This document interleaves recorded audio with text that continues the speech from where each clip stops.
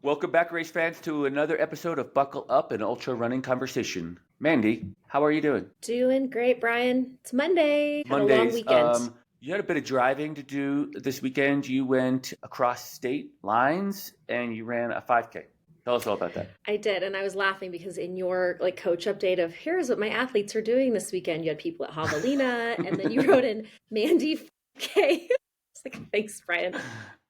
I was really trying to fill this space. There was a little bit of a void in there. I was like, oh, Mandy's doing a 5K. Let's just throw that in there. Just throw that in. No, it was really cool actually. I posted about it on my socials. If you guys want to see a reel of my cutie pie little niece running, I drove 4 hours to Chadron, Nebraska. Have you ever been there? I've been in Nebraska. I haven't been to Chadron. Really pretty drive this time of year, but drove up there. I did get like 3 or 4 miles in on some trails before the 5K, so I could get like my legs, unnumb from a 4 hour drive. Mm-hmm. So I ran a little bit on my own, and then I ran a Girls on the Run 5K with my niece. Yeah, just had a lot of fun with her, and then got in the car and drove 4 hours back home. But I did not drive as far as you. So I was trying to remember that as I was like tired in my drive time, because you drove forever and a day. I did a lot of driving this weekend, but before I talk about my driving, Girls on the Run is an awesome program. We had Tara Dower on, who just won Javelina 100 this past weekend, set a new course record for the female time. She was, I think, 7th overall. She was flying. I'll talk more about that in a second, but she is a huge advocate for Girls on the Run. Just in general, my own kids have gone through the program. Actually, I'll run for Girls on the Run in 2 weeks in Steamboat Springs for their 5K with my youngest daughter. So love that you got out there to run a 5K. It's a long way to drive for a 5K, but it's much bigger than that, right? It's about the experience and teaching these young girls that they could do hard things with running. Yeah, it is. It's for Maddie. Like we go on family vacations, and we went to South Dakota this summer, and I went to out for a run, and she's like, Aunt Mandy, can I come with you? And her mom was like, no, Aunt Mandy's going to run so much faster than you. I was like, no, she can come with me. And so it was pretty fun. I think I ran 3 or 4 miles that day. It wasn't very long, but she ran. And when I would leave her, she would take a walk break, and I would leave her and run up ahead, and then I turn around and come get her. So my Strava looked like a lot of back and forth, and it was pretty fun. But she ran 2 miles that day. So then this weekend was the furthest she's ever run. But it's cool seeing a lot of girls out there. They all get to run with a running buddy and just encouragement, and they take walk breaks. But the purpose, I think, is just to empower girls to run and go their own speed. It was fun. I'm glad I went. The Western Colorado chapter, I think they're all slightly different than each other, but I didn't see it on your race bib, but on the Western Colorado chapter one, my daughter a couple years ago got bib number 1, and I was like, man, how did you get bib number 1? And then I realized they're all bib number 1. They're all number 1. So it was cool, though. They're all winners. Like, oh, yeah, it was an awesome idea. I thought that was great, But I was like, how did my daughter get bib number 1? But anyway, it was funny. Yes, I did drive a lot this weekend. Gosh, my weekend started on Thursday afternoon. I drove a school bus, a short bus to high school regionals here in Eagle, Colorado. Our team had a lot of fun. We didn't get any state qualifiers this year, but we had a lot of fun. They had a great race. It was just on the brink of raining/snow. It snowed up on the tops of the peaks around us while it rained on us and sprinkled on us. But it was a great race. It was good fun. It was the end of our season. Directly afterwards, I drove straight to Fountain Hills for the Javelina 100, where I was a spectacle in a costume that I shared with Mandy already. Maybe I'll throw a flash up on the screen later in editing here. But I did lap 1 on my bicycle with a GoPro on my head that the Javelina media team provided us, and I was the lead biker for the female race. So I did see Tara Dower out on the course, and all 4 of the top 3 females that finished the race this year. So I did lap 1 with those guys, getting some media coverage for the live feed, and it was great. It was super fun. Then I jumped into a costume, and I hung out for 7 hours like that before I paced one of my athletes' final 20-mile lap, and I finished about 1:30 in the morning, and then jumped in the truck at 2 a.m. to race back to Colorado to be a parent here at the house. So yeah, I did a lot of driving, a lot of windshield time, but I was saying offline earlier, like, I'm exhausted. It was a tiring weekend, but like my cup is full again, right? Like Mm-hmm. I'm Mm-hmm. completely immersed in the things that I want to do. I went from high school cross country racing on Thursday afternoon to the Javelina 100 and the Halloween party that it is, the spectacle. I just had a blast being in costume. I was a ridiculous oversized cowboy. All the things. Oversized.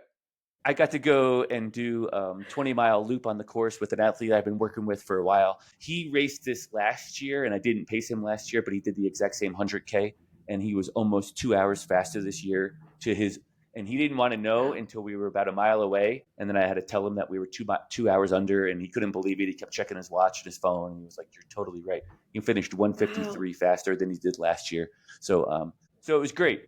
That's amazing. Just all the things I want to do and all the places I want to be, and I got it all this weekend. So I earned this tiredness, and I'll have to suffer through it with a smile on my face. Yeah, maybe you earned a lunch. I Like should. I maybe should you probably could go to like a Taco Crunchwrap Bell. Supreme. Is that even the name? I don't even know. Is that what it's It called? is Crunch. Yeah. Crunchwrap Supreme. You could have a Yeah. chalupa, Yeah. get And maybe I'll a run. Baja Blast. Maybe I'll run a couple laps around the parking lot and then go back inside and eat some more food.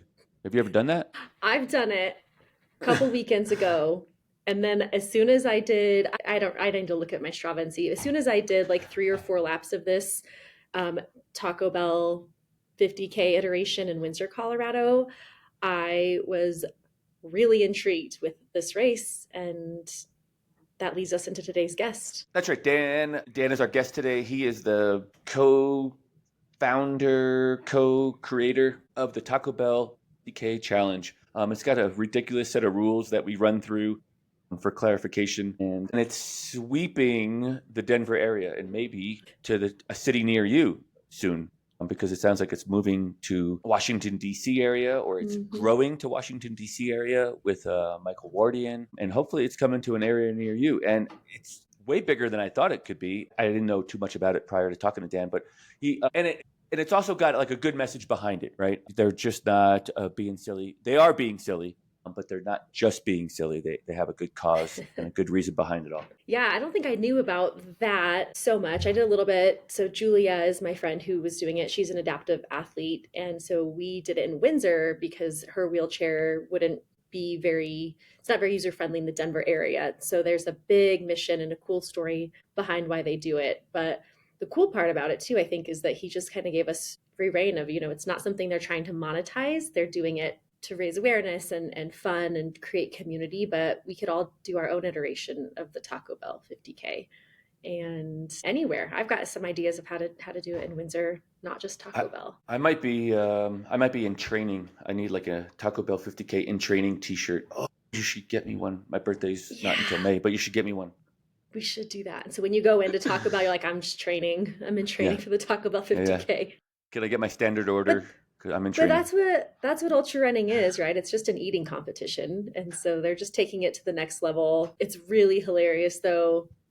I'm sure the stories that come out of that weekend and the pictures, and talk about porta potty jokes, man. Probably a lot of them. I think I might be a good candidate for this. I have an iron gut. Actually, this weekend I paced Mike Quigley over his last 20-mile loop of the Javelina course, and there's 3 aid stations out there. And sort of teasing it before this conversation ever happened with Dan, talking about Taco Bell, I was like, man, I'm going to get Mike's money's worth out of these aid stations because they're pretty well stocked, and it's a looped course, so they have to have a volume of food in there. It's not just like a one-off aid station. Those guys pass the aid station 6 to 8 times, depending on the distance that they're running. So just a looped course. And so I was like, man, I got into these aid stations. I was eating like pulled pork sandwiches. I had a burger. I must have had like 4 or 5 bean and cheese burritos. So I think I was like almost in training without even knowing it. I mean, I was like right in there. And he couldn't believe that I could eat so much food. He couldn't believe how much food I could eat. But I was like, yeah, I can eat a lot of food. Well, this rings a bell now because I think when you came to my Weld Your Metal Ultra, you even said that you think you ate more calories than you burned because we had like burgers and pulled pork and brisket and I don't even know what else we had. But yeah, and maybe just one aid this is your station new too. sport, Brian. Yeah, one aid station too on your guys's on the 2-mile loop and then the re-loop. Yeah, so yeah, I think that the looped aid stations are usually well stocked because they have to just be prepared for that scenario, and it plays to my advantage of being able to eat a lot of food. Maybe it's my calling. Yeah. Okay. Maybe this is what you do in your retirement age. I should take this show on the road here and just. So yeah, Should I? Hey, we're gonna dive should I in. go? You think I should go and like pre-run the route, the 50K, and like just test out like the first 5 Taco Bells and kind of see about efficiencies and using the app and all those things? You should. I think that's where you wear your shirt. So when you go in there, you're like, I'm here on official business. I need to see how long, when I order my burrito, how long is it going to take you? And you like document it and make the staff feel really nervous. Just, giving feedback here. It was a great conversation with Dan. Just a lot of funny jokes and all the things. If you are a drinker, if that's your thing, and maybe you're just hanging out at the house tonight, the key word would be taco, because we taco about lots of things in this event, this episode, and that might be your trigger word for whatever game you play. In that so maybe if you're listening to this, when you hear us say, every time we say taco, I try to take a drink of my coffee, which is almost all gone. So now my day is going to be wired, but you could take a drink of something. You could do a burpee. You could do a squat. You could do a push-up, and then comment and let us know what you did every time you hear us say taco in this episode. So without further ado, let's talk about the Taco Bell 50K with Dan. Guys, thanks for tuning in. Let us know if you have a story you want us to talk about. We'd love to hear from you. We're all over the place. Anyway, thanks for tuning in, guys. We'll catch up to you soon.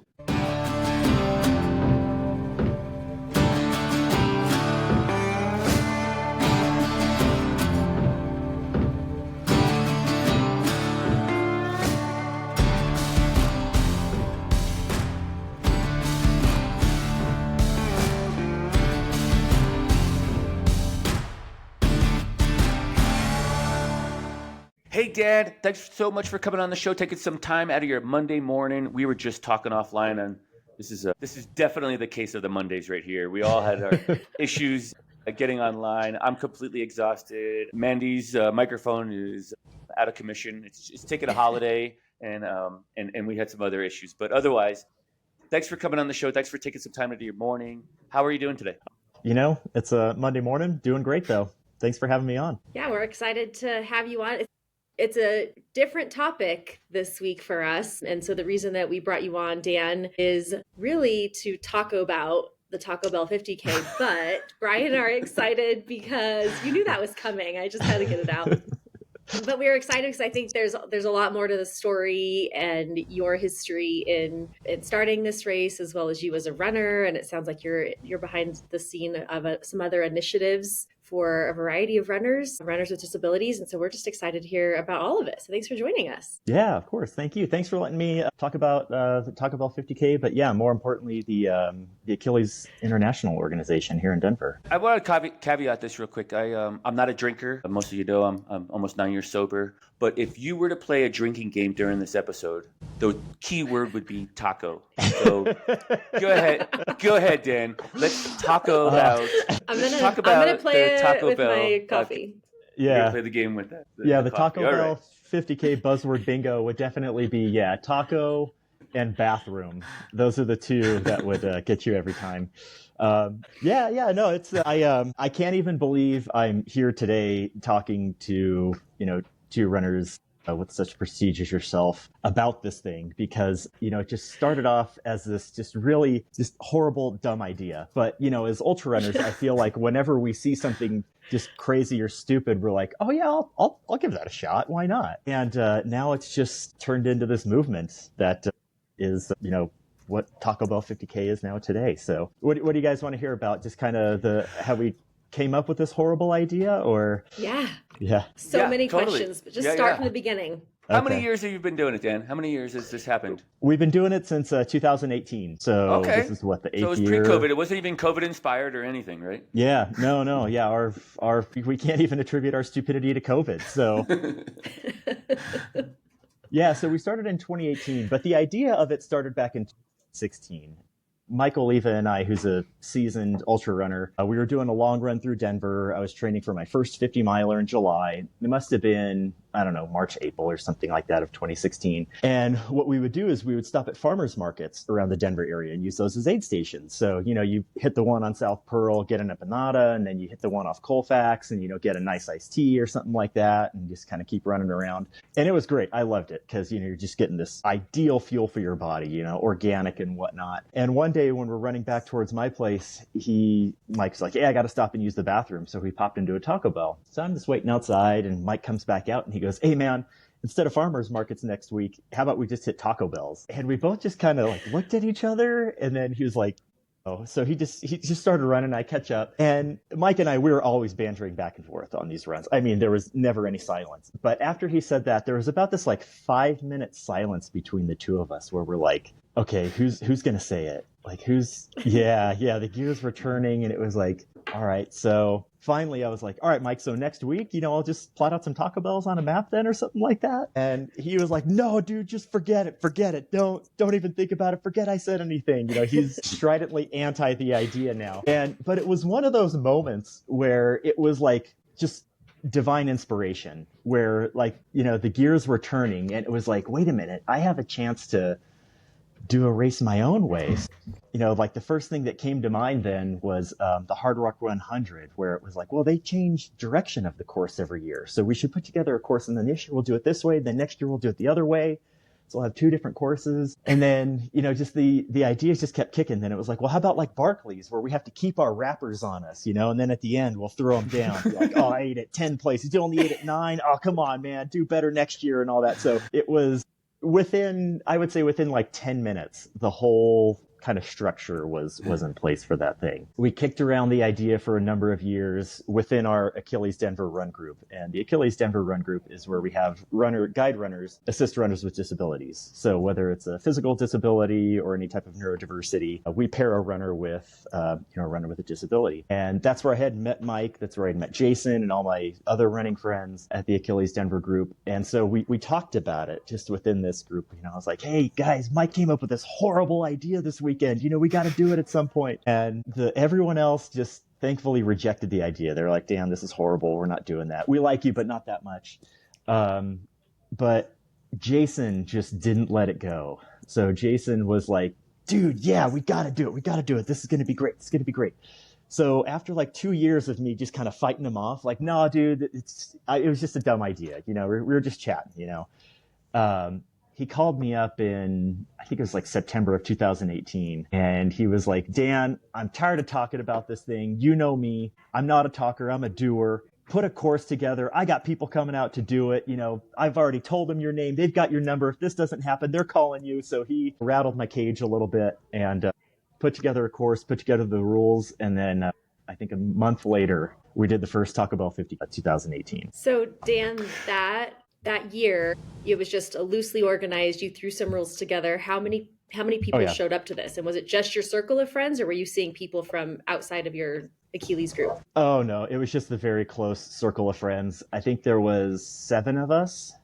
And that entire week, because we had a Facebook group page, and it wasn't. Of course you did. Yeah, I mean, it's just it's 2018. I still don't quite know how to work Instagram or TalkTix or whatnot. I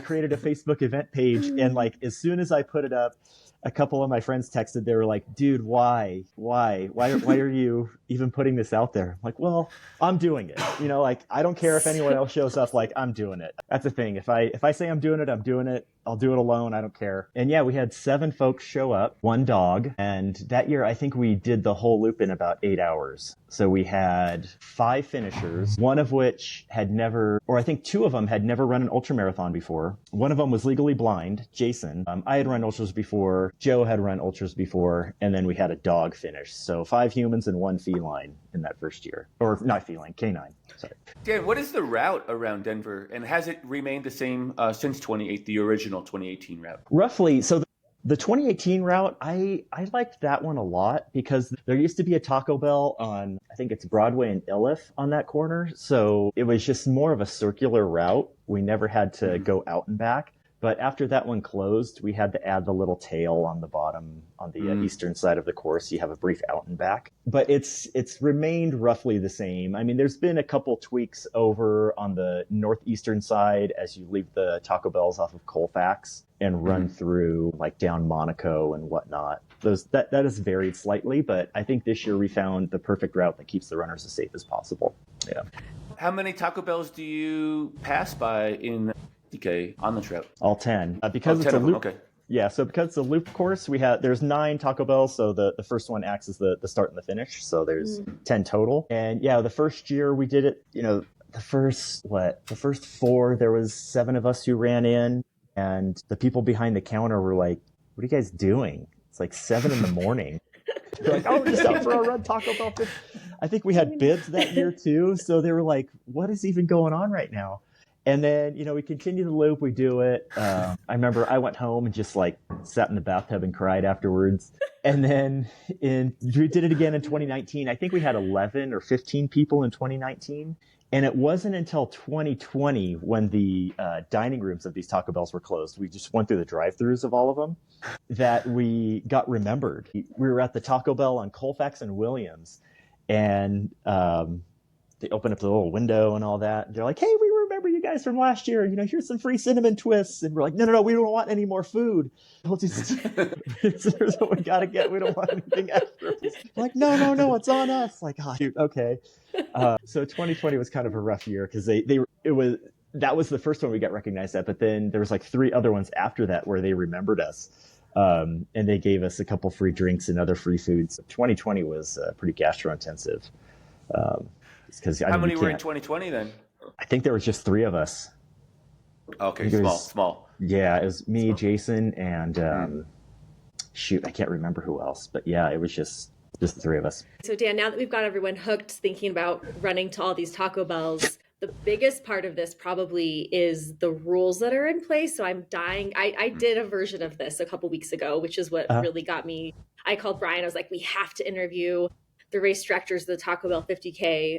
My friend Julia, who Julia Beckley, Yep. She does some incredible things. She texted me and was like, "We're going to do the Taco Bell 50K around Windsor." So she's a wheelchair athlete. So she, couldn't go to Denver and really felt like she could do that safely. Yep. So we did it in Windsor, and we have one Taco Bell in Windsor, just one. So we would go to Taco Bell, do a 4-mile loop around the lake, back to Taco Bell, 4-mile loop around the lake. By our third stop, the employees at Taco Bell were like, "What are you doing? Why do you guys keep showing up here and eating?" But what I thought was the most fun was Julia had printed out race bibs for us and put the rules on the back of it. Mm-hmm. And so for our listeners, I'm just going to touch on one. Like, you have to eat a menu item from at least 9 of the 10 stops. And at least by the 4th stop, you have to have had at least 1 chalupa or 1 Crunchwrap Supreme. So that's just like the tip of the iceberg of the gastrointestinal disaster that you have created. So tell us about the rules. How have they evolved, and how much do the Taco Bells hate you for letting people use their restrooms? So yeah, with the rules, so I'm an attorney here in Denver, and I've seen a lot of people try and come up with creative arguments or try and game the system or the rules or anything like that. So I was like, okay, well, if we're going to do this, we have to have, some standards here in place. Because I can just see one of my friends being like, "Look, I ran and I walked into these Taco Bells and then I finished the 31 miles. Therefore, I did it." So I was like, you know what? No, we have to have like a minimum baseline food you have to eat here. So I had to just make sure that the playing field was somewhat leveled and everyone had something in their stomach. So yeah, we came up with those rules. And again, I put those rules together in maybe like 10-15 minutes because it was just that divine inspiration that I hope to one day have again in some other field, but it got used here for Taco Bell. But what are the rules, Dan? Let's just get to it, right? What are the rules? Let's go. Let's see, off the top of my head. So yeah, and we're going to be changing the rules a little bit for 2026. So stay tuned for a rule change, which I believe we reserve the right to amend in like Rule 9 or 10. So the rule is that you have to be present at all 10 Taco Bells. You have to eat something from 9 of the 10. And I said 9 of the 10 because I was like, I got to make this like somewhat doable and attractive for my friends. Because if they were like 10, I'm not doing it. So I said, well, 9. So yeah, you have to eat something from at least 9 of the Taco Bells. Like Mandy said, by the 4th stop, you had to have had a Chalupa Supreme or Crunchwrap Supreme. By the 8th stop, you had to have had a Burrito Supreme or Nachos Bel Grande. Drinks don't count as food. You have to be present at every Taco Bell. No PEDs. So no Mylanta, no Pepto, no Alka-Seltzer, I think I put on there, Pepsid AC. I did find this on the web now. I'm at the tacobell50k.com for those listeners. Yeah. Watching, I'm reading as Dan's explaining. Go ahead, Dan. Yeah, and I think those are the cutoff time is 11 hours. I think the first year our cutoff time was about 12 hours. Bill Garner, one of the gentlemen who had never run an ultramarathon before, I remember I was sitting in the tub, just curled up, tears in my eyes, and Bill texted at like 11 and a half hours, like, Dan, here's a picture of all my wrappers and my receipts. I was like, okay, well, we're going to get Bill to speed up next year. So we're going to cut this down to 11 hours. So yeah, 11-hour cutoff. Race director reserves the right to amend the rules of the race, which is to promote the idea of it, which is just to do something stupid. So yeah, those are the rules. But there's additional asterisks in here. There's a Diablo challenge and the Baja Blast challenge as well. Let's work our way down this list. What are those two about? So let's start with the easy one first. So the Baja Blast challenge came after I was on a run chatting with some teammates, and one of them we were talking about this, and they had said, like, Dan, come on, you got to do something Baja Blast related. Like, how about drink 2 liters of Baja Blast over the run? I'm like, okay, perfect, there it is. There's the Baja Blast challenge. So but not even just drink it, it's drink it without vomiting. Yeah. So yeah, you have to keep everything down. Yeah. So yeah, 2 liters of Baja Blast over the entire course of the race. And then the more difficult one, I think, is the Diablo. Was it the Diablo challenge, where you have to smother all your food in Diablo sauce, eat it, and then when you finish the race, you just got a Diablo shooter. And I believe Jason did that, like, on his own accord the first year. After the first year, then we were like, well, let's make the Diablo challenge a thing. Now here it is. You had people doing it. You had a guy here in Colorado raising money for, I think, wounded veterans for the Marines, where he said, like, if I raise a certain amount, I'll do the Taco Bell 50K. He raised that amount.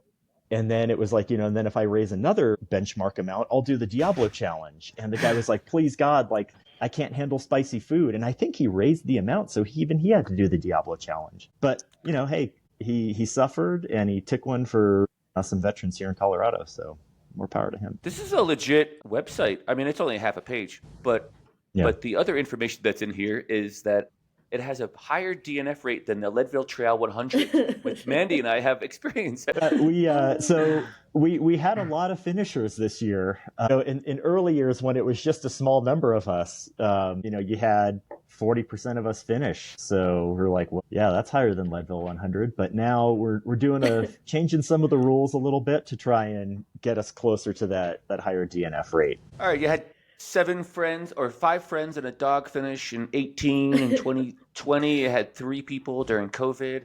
I think it just happened recently, right? It says it's October 3rd for next year, so I'd imagine that it just happened late September this year. How many ran? How many finished, roughly, if you knew? So our Achilles volunteers made 730 bibs, and we passed them all out. We had... Yeah, so we had over 730 people showing up to the Taco Bell parking lot in Denver at 6:30 in the morning. So over 730 people came and ran. We had 116 people finish under the 11 hours, and I think we had 5 or 6 people finish after 11 hours. So we always hang out because our thing is community. If you come out and run this thing, we can't take down the finish line. The finish line is the arch in the Taco Bell drive-thru. So we just still hang out there and wait for everyone to come through. So I have so many questions. I want to know, how do the Taco Bells feel about this? Yes. Like, have you been kicked out? Do you warn them? So do they have a heads up? Yes. Yeah, we had to give him a head. So I wasn't able to make it last year. But last year, Jason went to all the different stores along the route and he said, "Hey guys, we got like 200 people signed up for this thing, last year." And he goes, "We're going to have like 200 runners coming in here at like 7 a.m. Like, you need to staff, you need to this and that." And one of the managers must have called corporate and said, "Hey, this guy came through and said that it's going to be a bunch of runners through here." And they said, "Great, staff it." Because what they had done is they had been like tracking their numbers, throughout the year, and they noticed this weird spike out of nowhere. And that weird spike was us. So last year, Taco Bell corporate, I believe they opened one store early. They put some extra staffing in those first couple stores because, people tend to drop out once they're confronted with having to eat a chalupa. It's like, you know what? I've had my fun. And then this year, corporate opened up the first 3 stores early. 2 of the representatives from Alvarado Foods, who own all the Taco Bell franchises here in Colorado, they came down and was there at the start with us and was just, checking it out, what we had going on. And when they saw all of the, we saw them as runners, they saw them as customers, they were like, "Oh my gosh, this is so great." So chatted with them a little bit, hopefully built a pretty good relationship with the Taco Bell corporate owners here. And I think they're a bit more amenable to us doing this to them, because Taco Bell is not affiliated with this in any way. This isn't some Taco Bell marketing guy's idea. This is some idiot from Denver's idea. And we just been doing this to them, but they loved it because, again, they saw a peak in their sales for that day, and everyone was being respectful, having fun. And I think we're going to try and formalize a bit more of a relationship with them, but they're happy with us at this point. Wow, that's craziness! I can't believe it's wild. How are you parking 700 people at Taco Bell at the starting line here? Or are you just kind of like they're just making their way there? Yeah, I mean, they're making their way there. So it's there's a Taco Bell 447 South Broadway. So it's right next to what's that, like a Sam's Club or a Costco. Okay. So there's a big parking lot. I think there was a Kmart over there, something that shut down. So there's still a lot of open spots. And again, when I started this thing, I never would have imagined we would have taken up more than 2 parking spaces. So there was no thought about any sort of logistics. But it worked out where we had enough room for people to park. People were carpooling. Some people, I think what they did is they got drunk at the bar the night before and then just slept in the parking lot. So it worked. Brian's got like trauma. You're like tapping into his PTSD of his days where he'd drink and wake up and run. Yeah. Did you ever have Taco Bell, Brian, in those days to get you through your run? No, I think I could count on one. I could count on one hand the times I've been to Taco Bell in my life. Quite honestly, good for you. It's not a place. I didn't even know there was like a supreme wrap. Like one of the rules, whatever eight station was. I don't know those 2 menu items at all. Okay. But I'm really curious because I was born outside of the USA and I do have an iron gut. So this might be, and I'm already like the wheels are rolling, Dan. Like the wheels are rolling in my head. I'm like, can I get the? I don't even know if Taco Bell has the app, but can I order ahead for speed? Oh yeah. That's what we recommend now. Because again, before it was just 5-7 buddies walking into Taco Bell at one time, and it was great because you'd hang out there for 10-15 minutes waiting for the food to show up. You eat, like, all right guys, let's go. But yeah, man, this year people were using the app. There was bags lined up all along the counters. People were still having to wait. So yeah, definitely download the app. Come up with a clever name, because when they're like Taco for Chris, now there's like 12 Chris's when there were 0 before. So yeah, come up with something creative, download the app, plan ahead. I can't even believe I'm saying these things. I know. There is one. Okay. So I live in the western side of the state. I live in Glenwood Springs, Colorado. We do have one Taco Bell, so I could actually train for this. Yeah. Just in the parking lot, man. I think we should do it. Yeah, there was. We should do it, Brian. I'm in October 3rd next year. So I only did a couple of laps because I think so. Brian's training me for Cocodona, and my training plan that day, I think I had like a 9-mile run or 8-mile run, and I'm trying not to go crazy right off the bat. So I did get in, I think maybe 13 miles or 14 miles that day. I did tap out, and I was like, this would be really great ultra run gut training. Not that you are going to eat Taco Bell during a 100-mile or 200-mile run, but it really does test and train your gut on what you can handle. I definitely tapped out. I think my last stop, I was like, I'm having a soda. And Julie was like, that doesn't count. I was like, girl, I don't care. I'm out. This is like wild. I have not been training for this. Yeah. But the race director in me also has so many questions about, you talk about like maybe formalizing this, like this is going to continue to grow. So I'm very curious, like as it stands right now, it is a fun run from what I understand. So you're not charging for registrations and you're not really pulling permits or doing traffic control or anything. Do you see any of that changing in the future? Are you going to continue just to hold it as a fun, show up and do your thing kind of run? No, yeah. I'm not in the business of making money off of runners. I love running just for the freedom and the joy that it brings me. And I don't want to charge. We certainly, as long as Jason and I have any say in this thing, no, people can show up, they can run, they can eat if they want to. I mean, there was a woman who, she flew from Louisiana to Denver to run this, and her husband was just following her around in one of those little electric scooters and all that, so it's just, no, it's those stories and it's those experiences that we want people to have, so if there comes a point where we have to pull permits to close down streets or whatnot, we hope the city will be cool. But I mean, I'm more than happy to go out of my own pocket for that because. Okay, that's kind of what I was wondering, is if you're forced to pull permits at some point or provide restrooms or legitimize like a parking situation, a lot of times that's where the need comes in to charge your registration, because if you are pulling permits and doing porta potties, which for this race, that's like triple your porta potties, that's where you've got some costs that most race directors, we charge a race entry fee to really just cover those expenses. So have you gotten feedback from Denver that would be a concern at any point, or do you think they're cool just letting you run? Well, thankfully we haven't gotten any issues from any authorities in Denver. This year there was a Denver fire truck going down the street and they had their sirens on and honking. They're like, yeah, go. So all we've gotten from, unofficially any Denver officials is some support. So on the topic of porta potties though, we have some news coming on that. We may have a sponsor for a porta potty along the race. So that's going to be one of the rule changes in 2026. So you can stop at Wash Park, use the off-course bathroom there, and then we're also going to have another off-course bathroom stop. We're in negotiations with a certain company to see if we can get a porta potty stop. But so far, that'll be like the most kind of official thing that we do so far with Taco Bell.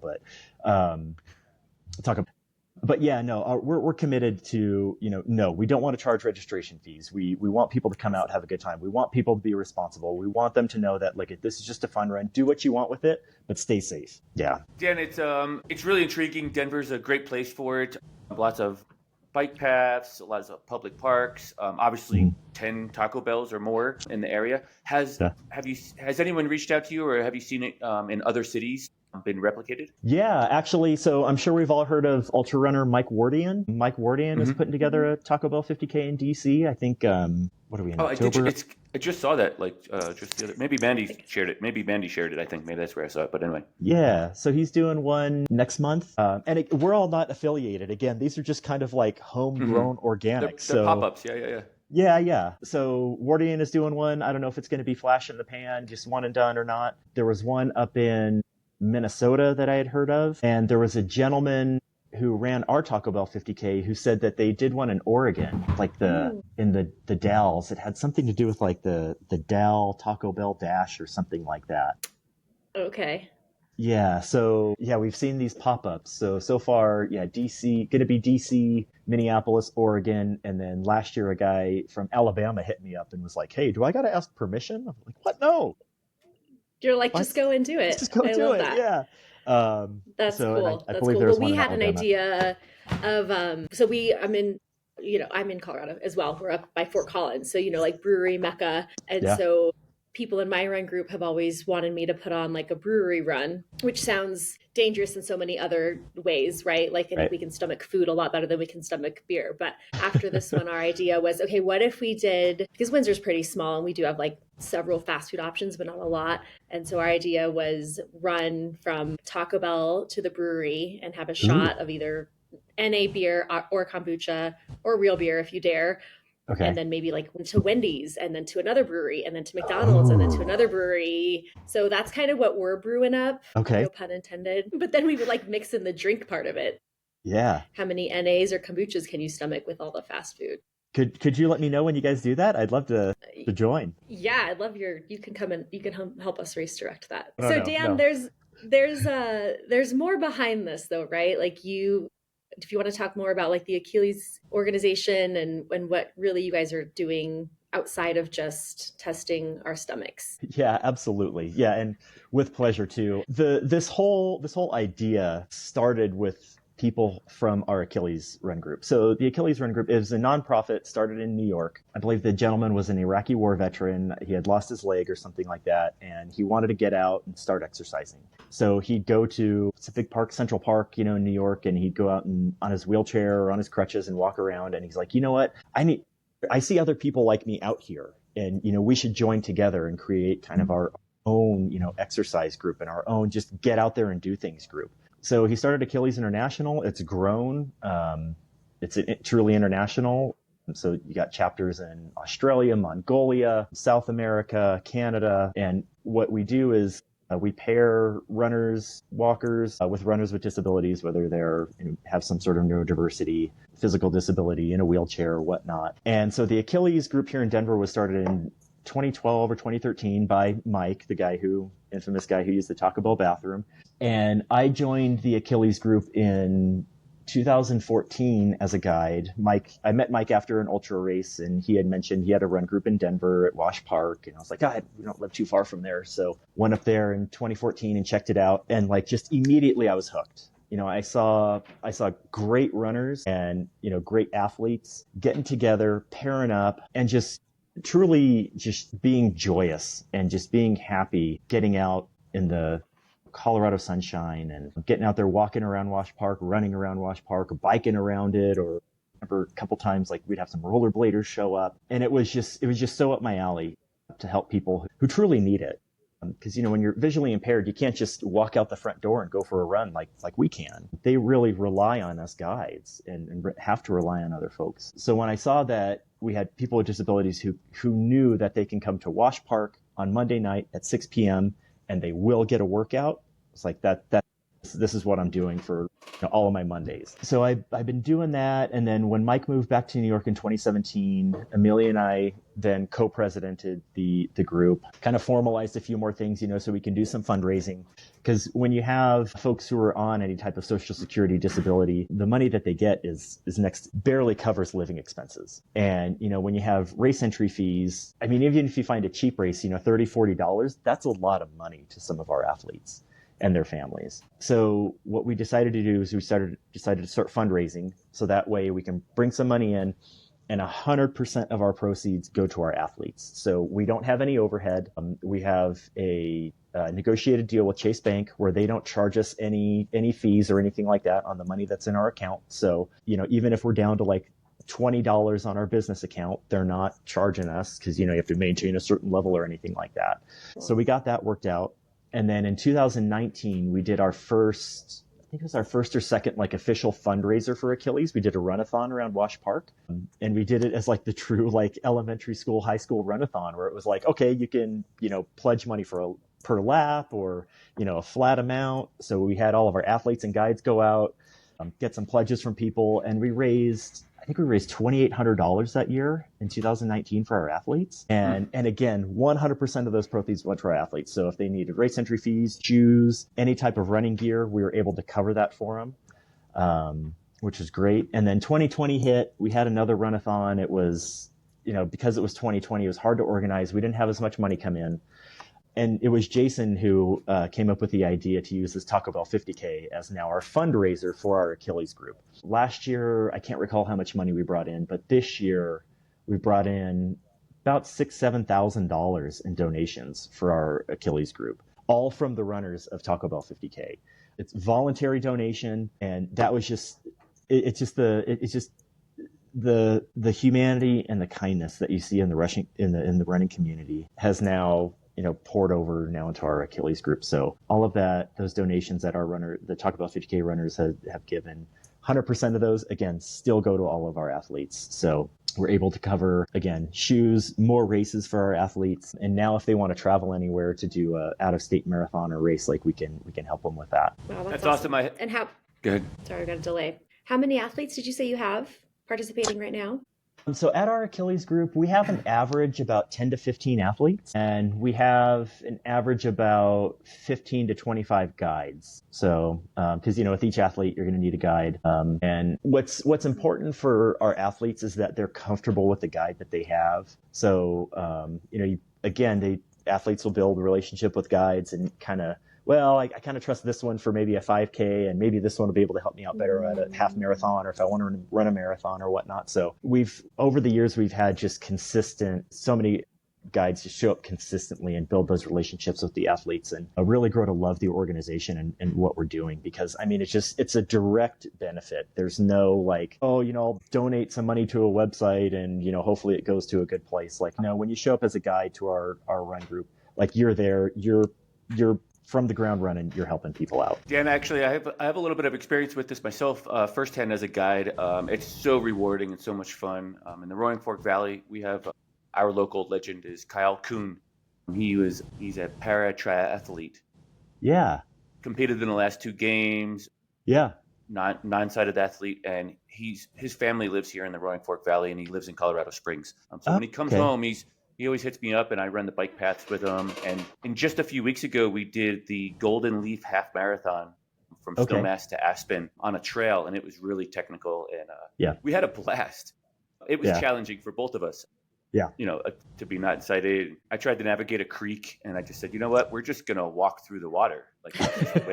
Trying to navigate a log crossing, right? So, but it's so much fun, and it's so rewarding. And Kyle and I just have a blast doing it. I think he has a blast doing it. He keeps calling me. So, but from my point of view, it is so rewarding and so much fun. I do prefer to run on the roads with him because it's a lot easier. But we're working our way around the little circuit here in Western Colorado, and it's just a great time. It's something different. It's outside of my wheelhouse, and I rarely think of how fast or slow I'm going. I'm just trying to make sure that Kyle's being safe and that we're having a great time. So it's great all around. Yeah, totally. Yeah, we've had people show up. They're like, oh, well, for my training plan, I got to run 7:30s today and this and that. I'm like, well, cool, dude, go for it. But, understand, this athlete can't run 7:30s. So if you can't guide anybody today, great.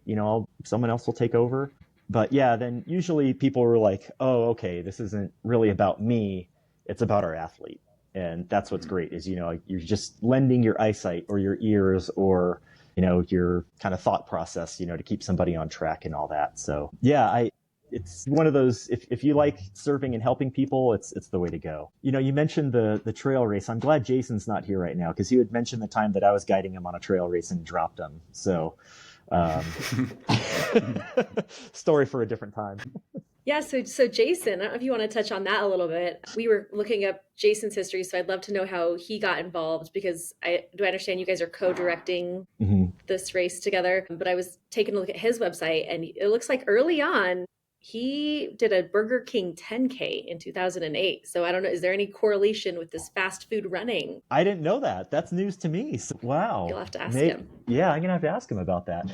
No, Jason, he would come to the Achilles group on Monday nights. So that's how I met him. And I don't know if you guys have met Jason at all, but he's got that level of positivity and energy and just, goodwill and love and joy. That's infectious. So when you get around Jason, you start to believe oh, maybe I am a good person.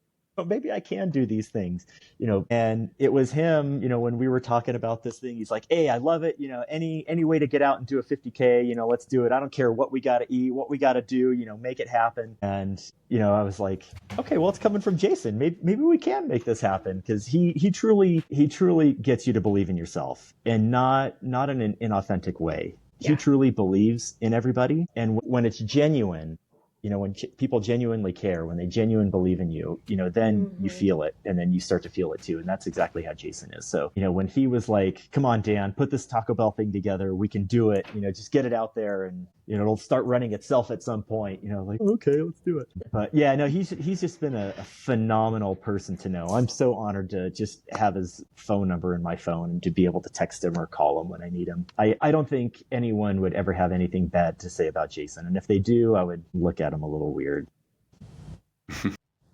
Yeah, so Jason, so he's a Paralympian. He has Mhm. incredible resume of athletic accomplishments. It looks like he's a motivational speaker.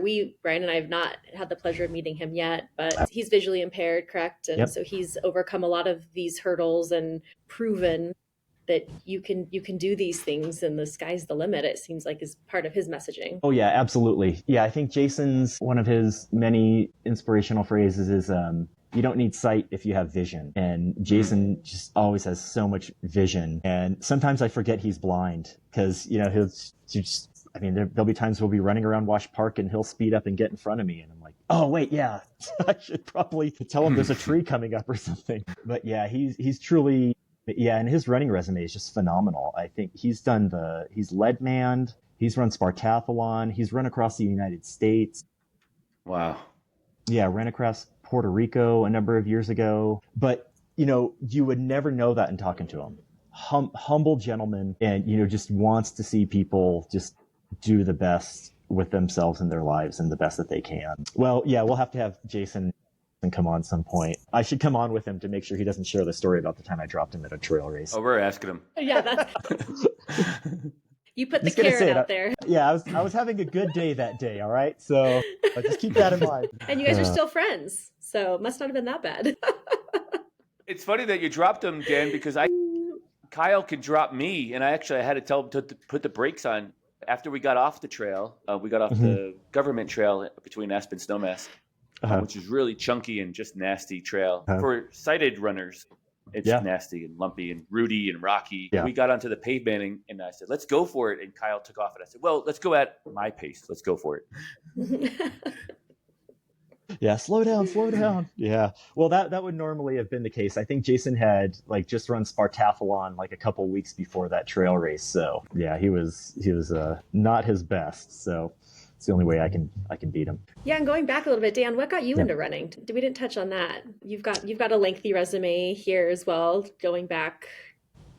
Yeah, some 2013, years. 2014. Yeah. Yeah. So, I think, Brian, you mentioned you're what, nine years sober? Yeah. That's awesome, dude. So when I started law school in 2010, I'm not the sharpest person. I'm not the brightest bulb. I tell people I'm not the sharpest cookie in the lamp store. So, I had to just really focus and, read and reread and study and all the time when I was in law school. And, you just get this pent up energy. I've always been kind of active. I didn't run in high school. I didn't play any sports or anything like that. I was in the marching band. So then when I got into law school, I was like, God, how do I just burn all this off? Well, I just go down the street to the liquor store and buy a handle of Jack Daniels. And, after a couple splitting headaches on a Saturday and Sunday, I was like, well, now I'm losing study time and I'm, affecting myself, in more ways than, one. So there was a high school across the street from where we were living. So Friday night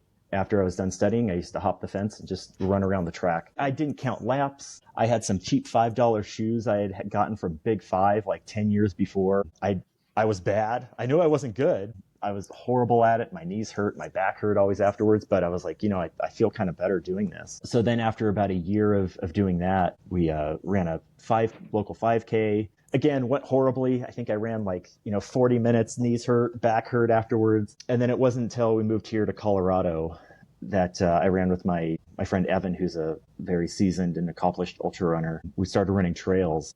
And I think the first trail we went to was Flatirons Vista in Boulder. And I mean, just the view, being outside, I was hooked. I was like, okay, this is it. This is so fun. Great way to burn off the stress. Great way to just take in and soak in the environment. And just a great way to explore. I was always that kid that was wanting to see what was around the bend or what's on that hill. And well, what if we go over here? And now it's just the same thing with running. It just satiates that need to see what's coming up next for me. And yeah, I got bit by the bug hard. And I have kind of that addictive personality where, when you start something, I can't do things in moderation. It's you go whole hog. We totally understand that. Yeah. And then it's always what's the next limit and FOMO you're not jumping up to the next distance or signing up for another race. So yeah, you've done Leadville. Any other hundreds on the resume or coming up for you? No. So yeah, it's not that the hundreds are a one and done. It's just it's such a huge investment of time. Again, I'm not the smartest person, and I'm not the most like physically, naturally athletic person either. So I mean, I had to train my butt off that year. I think I was running and racing like every weekend in 2019, and I just don't have the time right now to get back into that level of training. Yeah, next year I want to do a 50 because 50 it's such a great distance. It's not going to take all day. You're not going to be completely wrecked, for, in my case, months and months afterwards, like 100. So yeah, I want to do a 50. Don't know which one yet. Hopefully, maybe something like in the Pacific Northwest region or someplace, fairly flat. Yeah. I just somewhere don't have near Taco Bell or no? Somewhere near Taco Bell or no? Yeah, hey, maybe that's going to be how I pick my races is, where's the nearest Taco Bell from the start and finish? Yeah. You should start emailing race directors. Here are my questions I have about your race. How far are you from a Taco Bell? Taco Bell. Will you have Taco Bell at the aid station? Yeah, is there Taco Bell at the aid stations? Yeah. Mandy, did you run in 19? I can't remember what years you finished Leadville. Yeah, I ran Leadville in 2019. Oh, sorry, you're talking about me. Sorry. Leadville for me was 22 and 23 were my finishes. Oh, okay. 24 was my DNF, I think. I was there with you, Dan, in 19 for sure. Yeah. You really? I was there. I was there pacing. No, cool.